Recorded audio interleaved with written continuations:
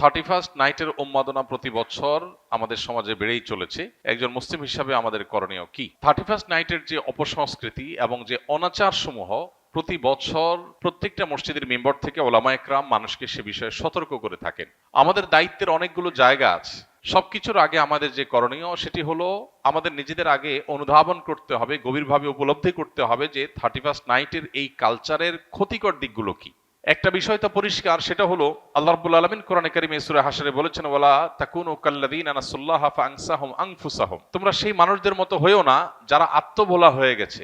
নিজের গন্তব্য, নিজের পরিণতি, পরিণাম, নিজের আত্মপরিচয় এগুলো যারা ভুলে গেছে, যারা উন্মাদনায় গা ভাসিয়ে দিয়েছে, যারা ভোগবাদে ডুবে গেছে, ডুবে গিয়ে তারা নিজেদের আল্লাহকে ভুলে বসে আছে। তো এই মানুষগুলোর মতো তোমরা হইও না। যারা আল্লাহকে ভুলে বসে থাকে, গাফেল হয়ে যায়, সে মানুষগুলো তাদেরকে আল্লাহ তাআলা আত্মভোলা করে দেয়। নিজের ভালো মন্দ সে বুঝে না, নিজের ধ্বংস নিজে ডেকে আনে। এই সমস্ত অপসংস্কৃতির মধ্যে যারা হাবুডুবু খাচ্ছে, সেই তারুণ্যকে বিশেষ করে বলতে চাই, তারা আল্লাহকে ভুলে গেছেন। আল্লাহর স্মরণ যদি কারোর থাকে, আল্লাহর প্রতি বিশ্বাস যদি কারোর থাকে, আল্লাহর চিন্তা যদি কারোর মধ্যে জাগরুক থাকে, তাহলে সে কখনো আত্মভোলা হয় না। তার ভালো মন্দ সে বুঝে। মানুষ নিজের ধ্বংস নিজে ডেকে আনে তখনই যখন সে আল্লাহকে ভুলে যায়। আল্লাহ বলেছেন, সে আল্লাহ ভোলা মানুষের মতো হয়েও না যারা আল্লাহ ভোলা হওয়ার কারণে আল্লাহ তাদেরকে নিজেদের ব্যাপারে আত্মভোলা করে দেয়। যে সমস্ত তরুণরা এই সমস্ত উন্মাদনায় লিপ্ত, তারা নিজেরাও জানে না তারা কিভাবে নিজেদের ধ্বংস ডেকে আনছে, নিজেদেরকে ক্ষতির মধ্যে ফেলছে, তাদের মাধ্যমে অন্য অনেককে ক্ষতিগ্রস্ত করছে। এই চিন্তাটুকু পর্যন্ত তাদের নাই, আত্মভোলা হয়ে গেছে।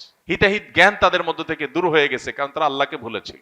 তো এই বিষয়টি আমাদের অন্তরে গেঁথে যাওয়া উচিত যে আমরা আল্লাহকে যদি সবসময় স্মরণে রাখি, তাহলে কোনো মানুষ, কোনো পাখি, কোনো অসুস্থ মানুষ, কোনো ঘুমন্ত মানুষ আমার দ্বারা কষ্ট পেতে পারে না। দ্বিতীয়ত, 31st নাইটের এই কালচার এটি এসেছে মূলত অগ্নিপূজকদের থেকে। অগ্নিপূজক বা প্রকৃতি পূজারী যারা ছিল, সেই পেগানদের মধ্যে একটা ধারণা ছিল বছরের প্রথম দিনের প্রথম মুহূর্তকে আনন্দ, উৎসব, হই হুল্লোড়, ভালো মন্দ খেয়ে কাটালে সারা বছর ভালো থাকা যায়। এই বিশ্বাসটা কি কোনো বৈজ্ঞানিক বিশ্বাস, বিজ্ঞান ভিত্তিক বিশ্বাস? এটা নিছকই কুসংস্কারাচ্ছন্ন বিশ্বাস। বছরের প্রথম দিন, প্রথম ক্ষণ ভালো খেলে, যদি ভালো কিছু ভোগ উপভোগের মধ্যে থাকলে যদি সারা বছর ভালো থাকা যায়, তাহলে প্রতিদিন সকালবেলা মানুষ ভালো খাইলে সারাদিন ভালো থাকবে। ব্যাপারটা কি সেরকম ঘটে? প্রিয় ভাইরা আমার, আমরা যারা নিজেদেরকে মুসলমান হিসেবে দাবি করি, আমাদের জন্য তো এই কালচারে গা ডুবাবার কোনো সুযোগই নেই। যে সমস্ত মানুষরা নিজেদেরকে তথাকথিত বিজ্ঞান মনস্ক বলে, তারা কোন যুক্তিতে, কোন চিন্তায় বছরের প্রথম মুহূর্তকে আনন্দ করে হই হুল্লোড় করে কাটায়? কি কারণে? কোন যৌক্তিক কারণ ছাড়া কেউ যদি হাসে, যৌক্তিক কোনো কারণ ছাড়া যদি কেউ কাঁদে, তাহলে তাকে আমরা বলি পাগল বা অসুস্থ, বিকৃত মস্তিষ্ক। হঠাৎ করে বছরের 365 রাতের মধ্যে একটি রাতে এসে 12টা 1 মিনিট আপনি আনন্দ করছেন, হই হুল্লোড় করছেন, আতশবাজি করছেন, পটকা ফুটাচ্ছেন, 12টা 1 মিনিট হওয়ার সাথে সাথে লাফালাফি শুরু করছেন। কারণটা কি? কি এমন হয়েছে যে আপনি লাফালাফি করছেন? অথচ তেমন কিছু হয়নি। হ্যাঁ, একটা নতুন বছর শুরু হয়েছে। এই বছরটা খ্রিস্টীয় বর্ষ, খ্রিস্টানদের ধর্ম সংশ্লিষ্ট একটা বছর শুরু হয়েছে। তো তাতে আপনার এত খুশি হওয়ার কি আছে? যদি বলেন যে নতুন বছর হলে আনন্দ উল্লাস করতে হয়, তো নতুন বছর তো আরো আছে, এটাতেই কেন শুধু আনন্দ উল্লাস করেন? তাছাড়া যার আগমন আপনার আনন্দের কারণ হয়, তার বিদায় তো বেদনার কারণ হওয়ার কথা। যে মুহূর্তকে ওয়েলকাম করে আপনি আনন্দিত হচ্ছেন, উল্লাস করছেন, সেটি নতুন একটি বছরের একটি মুহূর্ত। সেটা যদি আপনার আনন্দের কারণ হয়, তাহলে তার এক মুহূর্ত আগেই তো আরেকটি বছরের বিদায় ঘটেছে, তখন তো আপনি কাঁদেননি।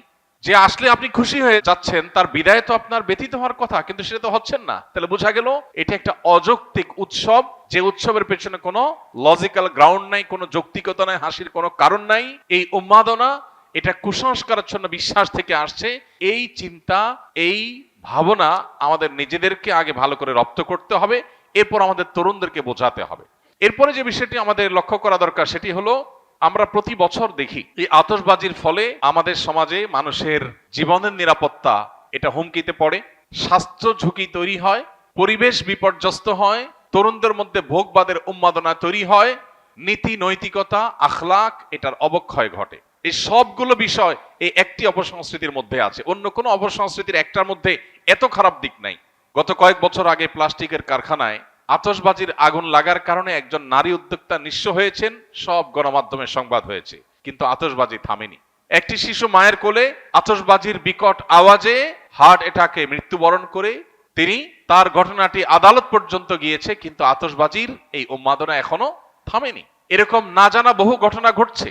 প্রতি বছর আমরা দেখতে পাই বিভিন্ন ভিডিও ফুটেজে যে বিভিন্ন জায়গায় অসংখ্য পাখি মরে পড়ে আছে। কারণ আতশবাজির যে ধোঁয়া, এই ধোঁয়া এতটা বিষাক্ত যে এ বিষয়ে বিশেষজ্ঞগণ বলেন যে পার্টিকুলেট ম্যাটারের পরিমাণ আকাশে সাধারণত যা থাকে তার চেয়ে কয়েক গুণ বেড়ে যায় আতশবাজির আগুনের ফলে। এর কারণে বৃদ্ধ, শিশু, শ্বাসকষ্টে ভোগা রোগীরা যারা আছেন, এটা তাদের জন্য অনেকটা নীরব ঘাতকের মতো ভূমিকা আসে এবং তাদের জীবনকে ধ্বংসের দিকে নিয়ে যায়। ঠিক একইভাবে এই বিকট আওয়াজের কারণে মানুষের কানের যে সহ্য ক্ষমতা আছে সেটার চাইতে বেশ খানিকটা বেশি আওয়াজ তৈরি হওয়ার কারণে এর ফলে মানুষের হার্ট অ্যাটাকের সম্ভাবনা তৈরি হয়, অসুস্থ মানুষদের আরো অসুস্থ হওয়ার, মৃত্যুর মুখে ঢলে পড়ার আশঙ্কা তৈরি হয়। পশু পাখি, বিশেষ করে ছোট ছোট পাখিগুলো যেগুলো আছে সেগুলো মৃত্যুর কারণ হয় হার্ট অ্যাটাকের কারণে। অতএব এ ধরনের একটা স্বাস্থ্য ঝুঁকি আছে। ঢাকা শহর, চিটাং শহর সহ গোটা বাংলাদেশের সব শহরগুলো প্রায় বৈদ্যুতিক তারের যে জাল, সে জালের নিচে মাথার উপরে বৈদ্যুতিক তারের বিশাল বেছানো জাল যে শহরে আছে, সেই শহরে আতশবাজির আগুন যদি কোনো জালের উপরে গিয়ে পড়ে, সেখানে শত শত মানুষ পুড়ে ছাই হওয়াটাও অস্বাভাবিক কোনো বিষয় নয়। তো এই পরিমাণ স্বাস্থ্য ঝুঁকি যেখানে আছে, পরিবেশের বিপর্যয় যেখানে আছে, যেখানে আরো নানাবিধ ক্ষতি আমাদের নিহিত আছে, তরুণ প্রজন্ম তাদের অনেকে এই রাতে মাদকের দিকে হাত বাড়ায়। যে পরিমাণ মাদকের ছড়াছড়ি এই রাতে হয়, সারা বছরে অন্য কোনো রাতে এত বেশি মাদকের ছড়াছড়ি হয় না। তাহলে মাদকের ছড়াছড়ি বলুন, অশ্লীলতা বলুন, বেহায়াপনা বলুন, অপচয় বলুন, উন্মাদনা বলুন, তারুণ্যের মধ্যে বিশৃঙ্খলা ভাব বলুন, এই সবগুলো আমাদের সমাজের বিপর্যয় ডেকে আনে। এই একটা অনাচারের পেছনে এতগুলো বিপর্যয় যখন আছে, সামাজিকভাবে আমাদের কর্তব্য হলো এগুলোর বিরুদ্ধে প্রতিরোধ গড়ে তোলা। আমি আইন হাতে তুলে নিতে কাউকে বলছি না। আমি বলছি যে আইন শৃঙ্খলা রক্ষাকারী বাহিনী প্রতি বছর নিষেধাজ্ঞা আরোপ করে, কোনো প্রকার পটকা যেন না ফুটানো হয়, আতশবাজি যেন না করা হয়, কিন্তু কে শুনে কার কথা? অতএব বাড়িওয়ালারা যদি তাদের ছাদগুলো বন্ধ করে রাখেন, বাবা মারা যদি তাদের সন্তানদেরকে বোঝান, এবং তরুণরা যদি তারা সংঘবদ্ধ হয়ে বিপদগামী তরুণদেরকে বোঝান, কাউন্সেলিং করেন দলে দলে, তারা যদি সমাজে অনাচার বন্ধের জন্য উদ্যোগ নেন, আইন শৃঙ্খলা রক্ষাকারী বাহিনীর ভাইদেরকে সহযোগিতা করেন, তাহলে সেক্ষেত্রে হয়তো সমাজে এই অনাচার থামতে পারে। আমরা আমাদের কাজ করে যাব, হ্যামিলনের বাসিওয়ালার মতো সতর্ক করে দেওয়া, মানুষকে সজাগ করা, এই কাজটা ওলামায়ে কেরাম করছেন, করবেন। যদি মানুষ না শুনে, আমাদের জাতিকে যদি আমরা না শুনতে পারি, সেটা হবে আমাদের দুর্ভাগ্যজনক অধ্যায়। আল্লাহ তাআলা আমাদের তারুণ্যকে এই পশ্চিমা অপসংস্কৃতির ছবল থেকে রক্ষা করুন, এই অযৌক্তিক উন্মাদনা থেকে আমাদের তরুণদেরকে আল্লাহ তাআলা হেফাজত করুন। এমনিতে আমাদের তরুণদের মধ্যে ভোগবাদ, উচ্ছৃঙ্খলা, উন্মাদনা, হেয়ালিপনা এগুলো এতটা চরমে পৌঁছেছে যে নীতি, আদর্শ, জীবনের লক্ষ্য, এই সব কিছু থেকে তরুণের বড় একটা অংশ ছিটকে পড়ে গেছে। তো এরকম পরিস্থিতিতে প্রতি বছর এই 31st নাইটের উন্মাদনা আমাদের তারুণ্যকে আরো জাহান্নামমুখী করে দেয়, তাদের জীবনকে আরো ধ্বংসের দিকে নিয়ে যায়। এই অপসংস্কৃতি আমাদের দেশে রাষ্ট্রীয়ভাবে নিষিদ্ধ ঘোষণা করা উচিত, এবং এটি যেন সমাজে কোনোভাবে স্থান না পায়। এটা আমাদের কালচার না। এই কৃষ্টির সাথে এই মাটির মানুষের, এই দেশের মানুষের ধর্মের কোনো কিছুর কোনো সম্পর্ক নেই। সেখানে এটাকে আমদানি করে প্রতি বছর যে পরিমাণ টাকা আমাদের তরুণদের একটা অংশ আকাশে ওড়ান, বরং যে পরিমাণ টাকা আতশবাজির নামে আগুনে পোড়ান, তার সিকিভাগ খরচ করলেও বহু শীতার্ত মানুষের, কনকনে শীতে কাঁপা মানুষের শীত নিবারণ করা সম্ভব হয়ে যেত।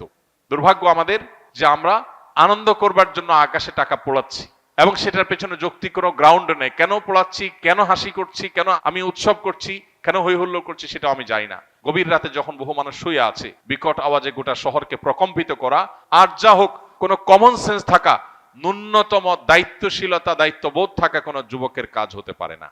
আল্লাহ তাআলা আমাদের তারুণ্যকে বোঝার তৌফিক দান করুন। একজন মুসলমান যুবকের আনন্দিত হওয়ার বহু কারণ আছে। আপনি 31st নাইটের এই উন্মাদনার জন্য যে টাকা ব্যয় করে আনন্দিত হচ্ছেন, আমি জানি আপনি কিছু আনন্দ হয়তো পাচ্ছেন, কিন্তু আপনার এই বাজেট, এই সময়, এই শ্রম ব্যয় করে কিছু বন্ধুরা মিলে যদি পথের ধারে শুয়ে থাকা শীতার্ত মানুষদের কিছু গরম খাবার, গরম কাপড়, পোশাক যদি তাদেরকে উপহার দেন, তাহলে আপনার মধ্যে ওই আতশবাজির চাইতে অনেক বেশি আনন্দ বয়ে যাবে, আপনি অনেক বেশি মানসিক সুখ পাবেন। আল্লাহ আমাদেরকে বোঝার তৌফিক দান করুন। এই অপসংস্কৃতির ছবল থেকে আমাদের সমাজকে আল্লাহ তাআলা রক্ষা করুন।